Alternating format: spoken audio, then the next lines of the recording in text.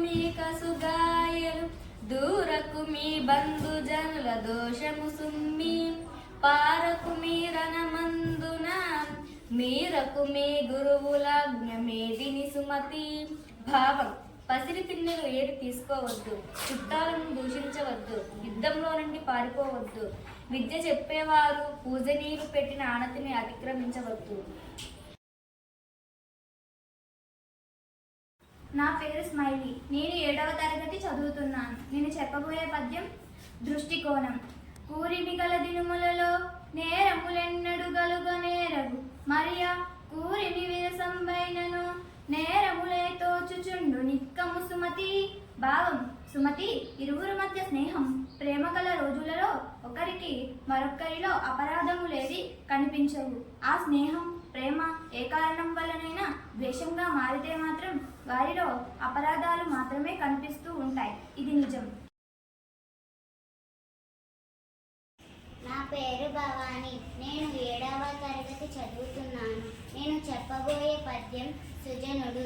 కందుకము ఓలె సుజనుడు క్రిందం బడి మగుడ మీది కిన్నెగయుజుమి మందుడు మృత్పిండము వలె క్రిందంబడి ఎడుగియుండు కృపణత్వమునం.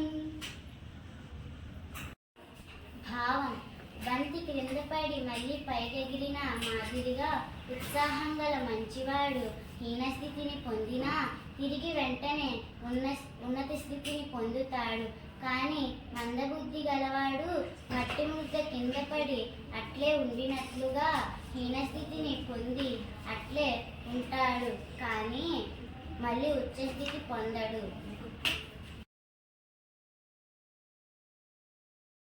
నా పేరు మహేంద్ర. నేను 7వ తరగతి చదువుతున్నాను. కుటుంబ విలువల పద్యం. తల్లిని తండ్రిని సహజలను అల్లరి పెట్టినను వారు అలగుచునిపై ఉల్లమున రోయిచుందరు అల్లరి వీడునుచి కీర్తి గంగ కుమారా. భావం: ఓ కుమారా, కన్న తల్లిదండ్రులను తోడబుట్టిన వారిని అల్లరి పెట్టకూడదు సుమా. అలా చేస్తే వారు నీపై కోపిస్తారు, నిన్ను అబద్ధాలు కోరుగా జమకట్టేస్తారు, మనసులో ఈసడించుకుంటారు. దాని వలన నీకు అపకీర్తి వస్తుంది. కాబట్టి అలా చెయ్యకుండా వారందరితో పద్ధతిగా నడుచుకోవాలి.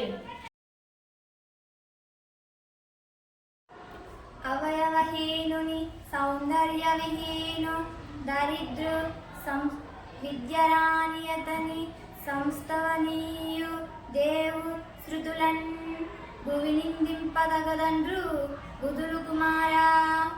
ఓ కుమారా, ఈ భూమిలో వికలాంగులను, అందంగా లేని వారిని, విద్య లేని వారిని, ధనం లేని వారిని, గౌరవించదగిన వారిని, భగవంతుని వేదాలను నిందించకూడదు. ఇది విజ్ఞుల మాట. పేరు సార్. నేను 7వ తరగతి చదువుతున్నాను. నేను చెప్పబోయే పద్యం దృఢచిత్తం. లోకులతను కొనియాడ వివేకియజి నిందగాక విననొల్లడు సుశ్లోకుల చరితం ఇట్టిది చేకొనవలె అట్టి నడక చిన్ని కుమార. భావ్: ఓ కుమారా, పండితులు పొగడ్తలకు పొంగిపోరు. ప్రజలు డింగించినప్పుడే ఎలా మనం వినట్టుంటావో అలా పొగిడేటప్పుడు తెలివి కలవాడు పొగడ్తలను వినడు. ఇదియే సజ్జనుల పద్ధతి. దీనిని గ్రహించి నీవు కూడా మంచి నడత అలవర్చుకోవాలి.